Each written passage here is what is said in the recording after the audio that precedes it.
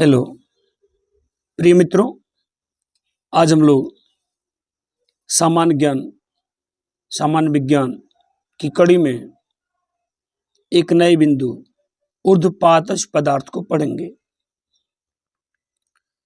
ऊर्ध्वपातज पदार्थ क्या है? प्रश्न हमारे पास है, ऊर्ध्वपातज पदार्थ क्या है? वे ठोस पदार्थ जो दाब तथा ताप की सामान्य अवस्थाओं में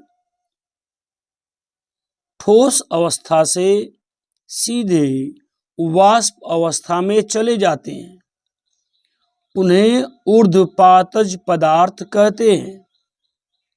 ध्यान देंगे, सामान्यतः हमने क्या देखा है कि कोई ठोस पदार्थ है, उसको गर्म करेंगे तो वह द्रव अवस्था में बदलता है।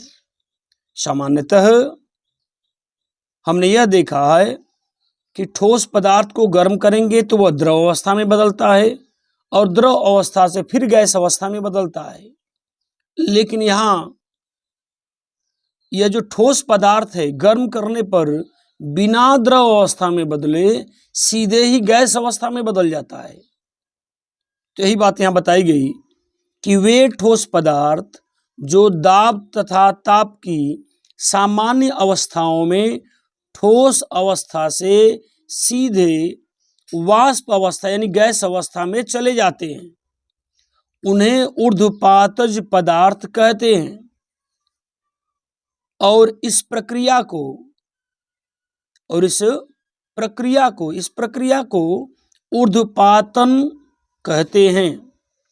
इस प्रकार दोनों चीजें यहाँ हैं कि ऊर्ध्वपातज पदार्थ क्या है और ऊर्ध्वपातन क्या है। तो वे ठोस पदार्थ जो दाब तथा ताप की सामान्य अवस्थाओं में ठोस अवस्था से सीधे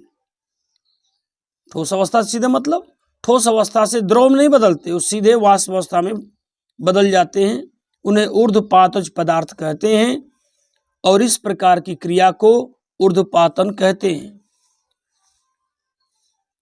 अगर एग्जाम्पल की बात कर लें, इसका एग्जाम्पल उदाहरण कपूर, इससे आप अच्छी तरह से परिचित हैं। कपूर अमोनियम क्लोराइड, जिसका सूत्र NH4Cl है, और नौसादर भी इसे कहा जाता है अमोनियम क्लोराइड को।